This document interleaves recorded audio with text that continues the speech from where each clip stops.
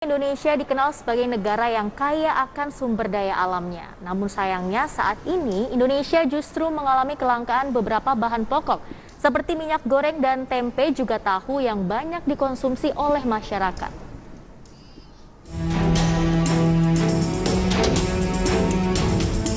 Para pengrajin tempe meminta pemerintah dapat menstabilkan harga kedelai impor. Sehingga produksi dapat berjalan dan bisa meraup keuntungan, pengrajin tempe saat ini merasa terpukul dengan melonjaknya harga kedelai di pasaran. Hal tersebut tentunya berdampak terhadap pendapatan. Bahkan di antara beberapa pengrajin tidak melakukan produksi, dalam 1 bulan terakhir ini terhitung hampir setiap hari terjadi kenaikan harga kedelai yang merupakan bahan baku pembuatan tempe. Tidak hanya tempe, di sisi lain sejumlah kebijakan pengendalian harga minyak goreng di dalam negeri sudah digulirkan sepanjang Januari hingga Februari tahun ini. Namun bukannya harga turun, masyarakat justru menghadapi masalah baru yakni kelangkaan minyak goreng. Meroketnya harga minyak goreng di Indonesia ini menjadi ironi mengingat negara ini adalah pengekspor minyak sawit, bahan baku utama minyak goreng terbesar secara global. Pasokannya juga masih langka sehingga sebagian masyarakat kesulitan mendapatkan minyak goreng dengan harga terjangkau di retail modern ataupun di pasar.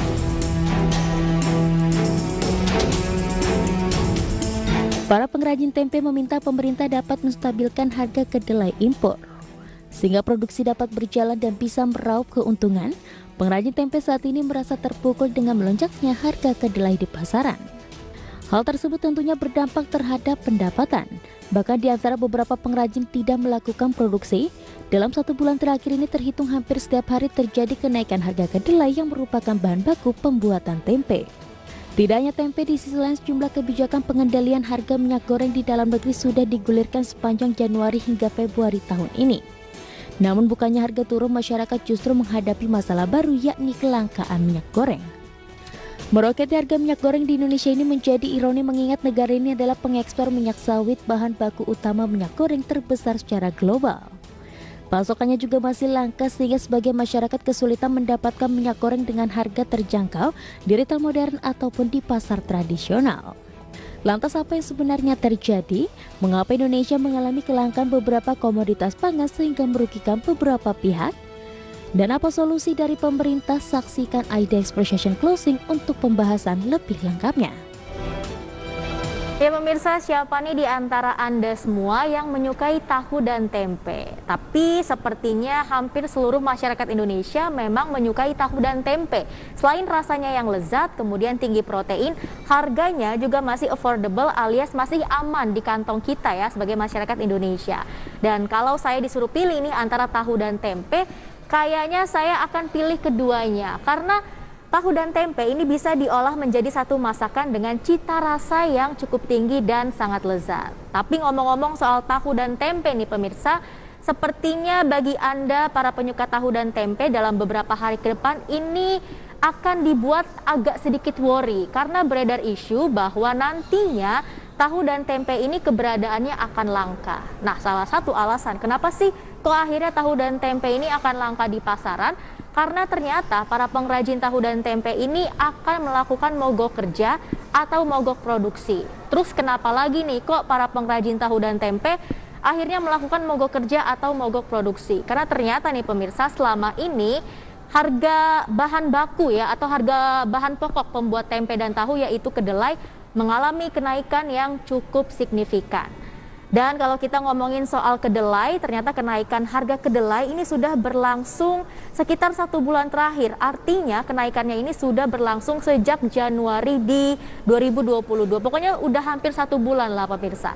Selain harga kedelai yang juga cukup mahal, keberadaan kedelai atau stoknya di Indonesia juga ini semakin menipis. Nah, inilah beberapa alasan yang akhirnya membuat para pengrajin tahu dan tempe memutuskan untuk di stop ya produksi atau mogok kerja lah akhirnya. Karena biasanya memang kalau kita bisa perhatikan harga kedelai yang didapatkan para pengrajin tahu dan tempe ini kalau dalam keadaan normal itu harganya sekitar 7.000 sampai dengan 9.000 rupiah per kilogram. Tapi di saat-saat seperti ini harganya melonjak cukup drastis, itu di kisaran sekitar 11.000 sampai dengan 13.000 rupiah per kilogramnya. Dan kita juga tahu bahwa Indonesia, pemirsa, saat ini masih sangat ketergantungan akan impor kedelai dari beberapa negara lainnya gitu ya, karena memang kedelai lokal atau kedelai yang diproduksi oleh petani Indonesia ini masih belum bisa memenuhi kebutuhan lokal dari tahu dan tempe atau kedelai yang disuplai ke Indonesia sendiri. Dan memang ada beberapa masalah juga kenapa akhirnya kedelai lokal kita ini juga tidak bisa memenuhi atau tidak bisa terserap sepenuhnya oleh pasar Indonesia. Nah, selain itu masih ada beberapa alasan lainnya kenapa sih kok akhirnya kedelai jadi langka dan kedelai jadi mahal. Kita sama-sama simak informasi lengkapnya, yaitu pernyataan dari Menteri Perdagangan Muhammad Lutfi dalam tayangan berikut ini. Masalah suplai karena terjadinya El Nino yang sangat basah di Argentina dan di Amerika Selatan menyebabkan suplai menjadi sangat terbatas. Jadi harga naik. Yang kedua adalah restrukturisasi daripada peternakan binatang, peternakan di Cina yang ada mendapatkan 5 miliar jumlah babi baru di sana yang dulu makannya tidak diatur, sekarang makan kedelai. Jadi demand-nya sangat tinggi, menyebabkan harga sangat tinggi. Nah, ini yang menyebabkan harga kedelai di Indonesia juga tinggi. Nah, sekarang kita sedang menyiapkan mitigasinya untuk absorb atau mengambil daripada kenaikan harga. Iya, jadi ada beberapa alasan menurut Menteri Perdagangan Muhammad Lutfi kenapa sih akhirnya harga kedelai kok bisa melonjak naik dan juga menjadi langka. Salah satu alasannya adalah karena kondisi cuaca atau iklim di Amerika gitu ya, adanya El Nino. Kemudian saat ini China juga membutuhkan stok kedelai yang lebih banyak lagi karena memang untuk memberikan pakan ternak.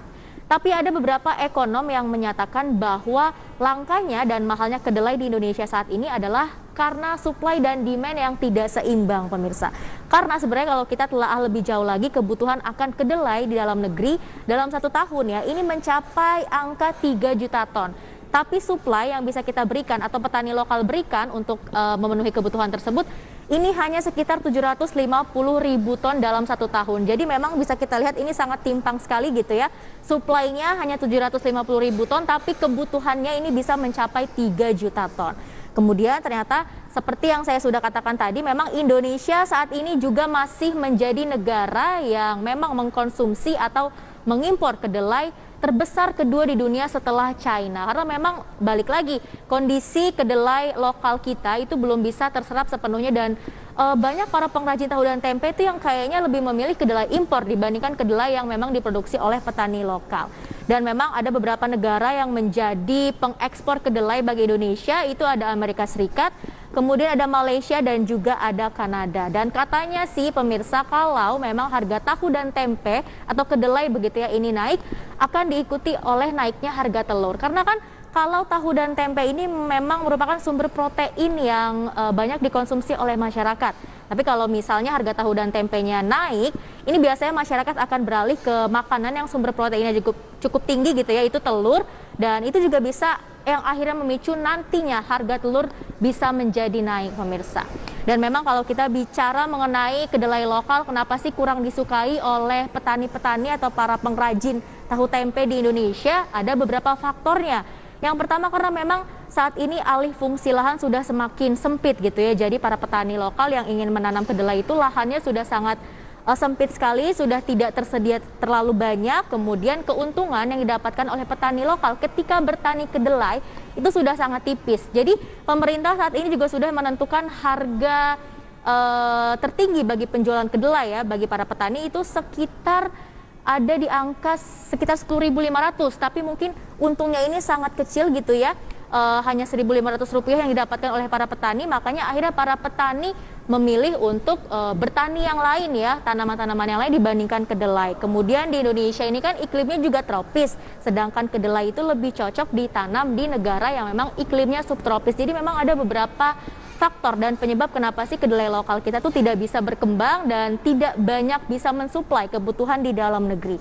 Dan akhirnya kalau sudah terjadi hal-hal seperti ini, pihak-pihak yang dirugikan adalah pengrajin tahu dan tempe, pedagang dan juga konsumen, artinya kita gitu ya. Karena mungkin nanti ketika harga kedelai naik, harga jual tahu tempe jadi naik. Jadi kita kalau mau beli nasi uduk pakai gorengan mungkin harganya juga akan naik, pemirsa. Tapi sebenarnya saat ini masalah bahan pokok atau kenaikan komoditas pangan ini tidak terjadi hanya di tahu dan tempe saja. Masih ada beberapa masalah lainnya terkait dengan bahan pokok. Apa sajakah itu? Sama-sama kita saksikan dalam tayangan berikut ini.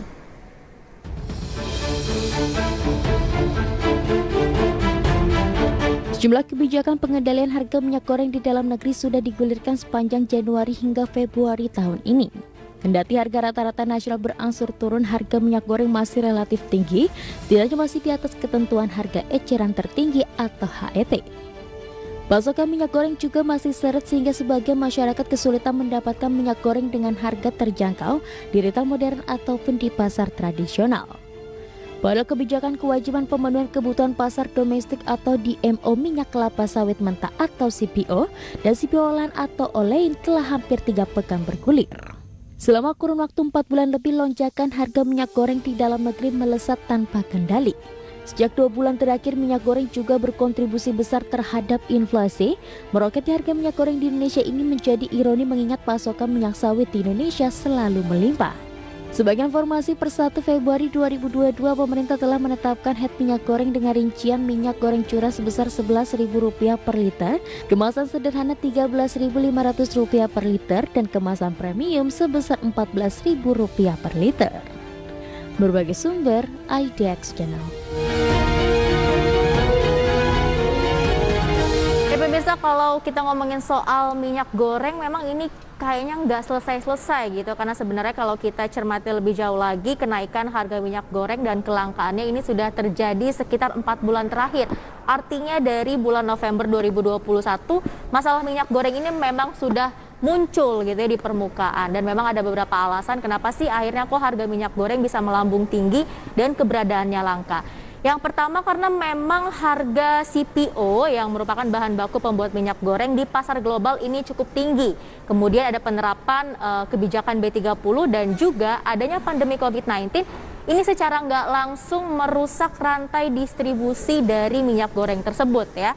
Kemudian juga pemirsa, adanya krisis energi di Eropa ini secara nggak langsung memaksa negara-negara di Eropa untuk beralih ke minyak nabati, dan akhirnya permintaan akan CPO ini cukup tinggi tapi tidak diimbangi dengan supply yang cukup tinggi juga. Jadi memang terjadi ketimpangan yang cukup drastis ya, terlebih produsen-produsen negara produsen CPO di dunia ini juga tidak bisa memproduksi CPO dalam keadaan normal. Itulah beberapa faktor atau penyebab yang akhirnya menyebabkan harga minyak goreng di Indonesia juga cukup tinggi. Meskipun sebenarnya pelaku usaha juga kayaknya lebih tertarik untuk mengekspor CPO-nya keluar gitu ya, karena lebih besar cuannya dibandingkan untuk memenuhi kebutuhan dalam negeri.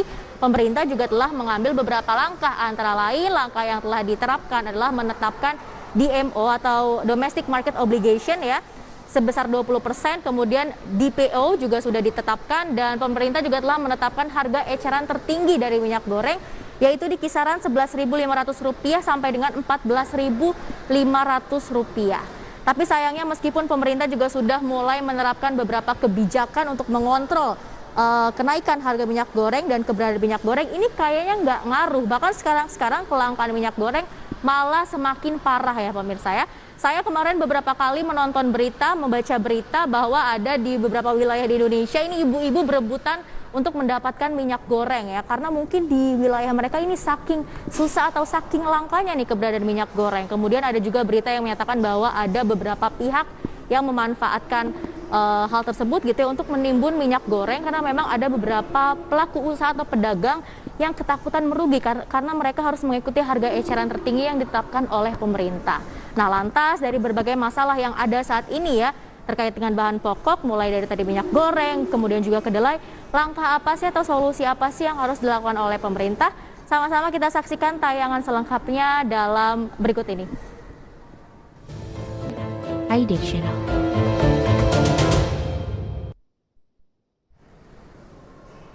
Ya, memang artinya pemerintah harus segera mengambil langkah untuk mengatasi masalah-masalah terkait dengan keberadaan, kelangkaan, dan tingginya harga bahan pokok, yaitu kedelai, ya, tempe, tahu, dan juga minyak goreng.